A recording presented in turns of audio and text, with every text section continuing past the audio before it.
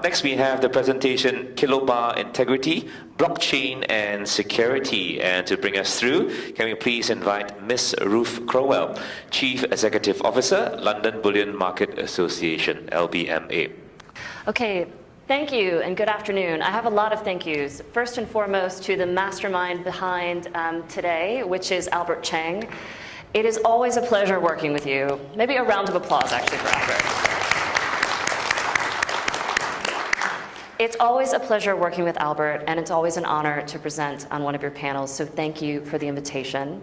Thank you to Fortel as well for doing such a professional job as always. But my biggest thank you is to all of you who've come back for what is certainly the largest, but I also hope to be the most exciting panel of the day.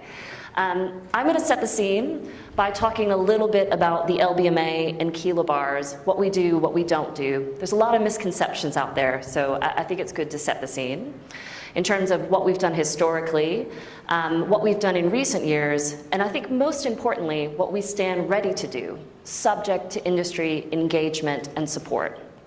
So there's two specific initiatives. One is a Kilobar good delivery list.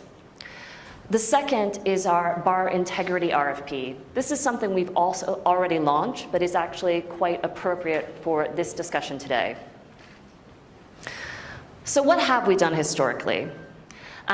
There's two misconceptions out there. One, that we accredit kilobars globally. That's not true. The other is that we don't do anything at all with regards to kilobars. We have always taken the purity of all products that LBMA refiners produce. And certainly during my last 11 years with the LBMA, if there's ever a question, regardless of shape or size of the material, with regards to heritage, the LBMA is very swift to address that. And typically, when we speak to a refiner about this, they're very quick to say what's happened, what's gone wrong, how they've fixed it, and how they'd like the LBMA to come back in to do the testing to prove to the industry that they're up to scratch. The other response we sometimes get is those aren't actually our bars. And it's a fraud issue with regards to kilobars that affects all of us. It's something that Paul mentioned in his remarks, and it's something that we have to work together on for the reputation of the industry. So we've always taken purity very seriously. More recently, we've created an online database for our custodians and for vaults around the world who accept these bars. For all LBMA refiners, they've got the drawings, the photos, and that's something we do for all the purities. But I think the most important work we've done to date is the international standard that was launched in 2015 with the Shanghai Gold Exchange. And it's really with that ethos in mind of coming together of standard setters and industry to come up with something that's practical and adds value and credibility and efficiency for the global industry. And I'm really hoping that's what we can do today. I'll tell you a little story about that. We went to Shanghai in 2015 to negotiate, as well as to announce at the joint forum that we've agreed an international standard for 4/9 kilobars. Got back to London after all the announcements had been made, and I actually got a call from one of our major refinery CEOs who said, Ruth, I've seen your note, and I guess my big question is this for real? It was almost too simple and too practical to be believable. And I said, well, that's what we've agreed. So if you send the bars into China and they get rejected, could you please call me? Because we'd like to know and to follow up. I'm happy to say he didn't call me back about that, maybe a few other issues over the years, but we're happy that that went forward, and we're really hoping it's with that in mind we set forward today.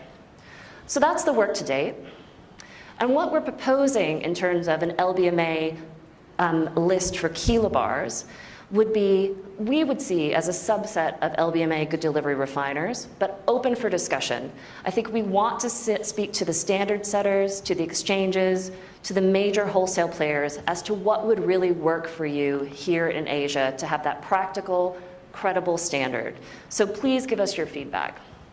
I think one of the practical solutions we are proposing is that online database I mentioned. We could expand that to look at serial numbers in a meaningful way. And there's all sorts of interesting things we could do on that if there is pickup and support for doing that. It has to add value.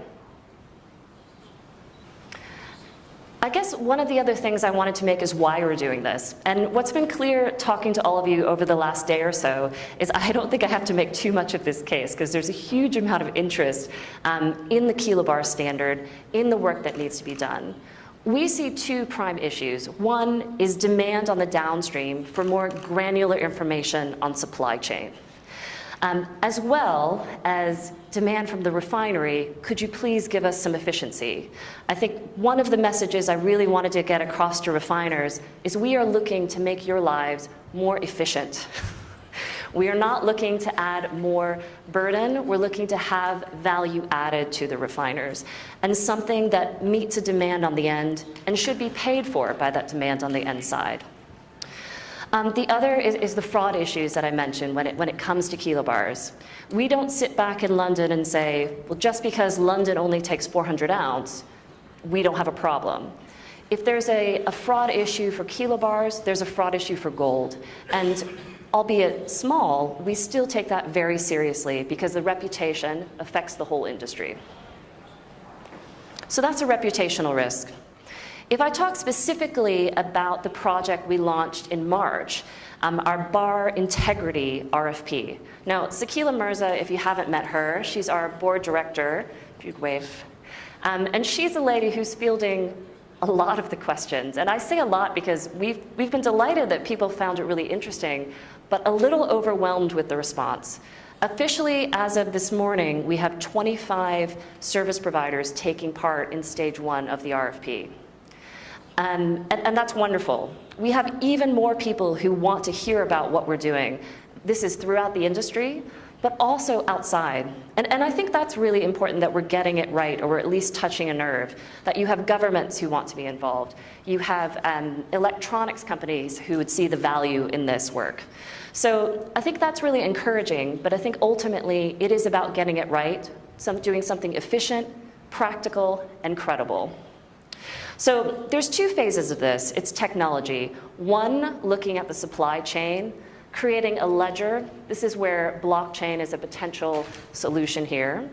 And the other is how you link that sort of DNA of the material with the actual product itself so that you have confidence you're getting what it says on the tin. And that's been actually really interesting for me as someone who's a bit of a gold geek generally, as well as a tech geek, in terms of everything that's out there when it comes to banknote security, coin security, gold bar security, and looking if we can do something practical and in the interest of the whole industry. Just a little bit on timeline. So we see this in two stages. The first stage, we've just had the 25 proposals in. We're now going to review those and look to refine the stage 2 of the offering. That's where we reduce down to a short list of service providers, and then we're a lot more specific as to what the ask is. And at least from my perspective, any solution has to have two major parts. One, it has to be self-sustaining as a business case. This goes back to my point on the refiners. We can't just add a lot of cost and not expect there has to be something on the other side to pay for that. The other is dealing with scrap in a meaningful way. And I think Gordon's remarks highlighted as well the amount of scrap that is within certainly the Asian market, but certainly when prices are high within the global market regardless. So those two key measures have to be met. Otherwise, I really wanted to conclude to say, one, we've always been involved in the Kilobar space, perhaps not as you had perceived it, but we do stand ready to do more. I think the main thing we really need to hear is the industry collaboration and feedback as to what actually adds value to the work and to the market globally. With that, I thank you for your time and attention, and look forward to the panel. Cheers.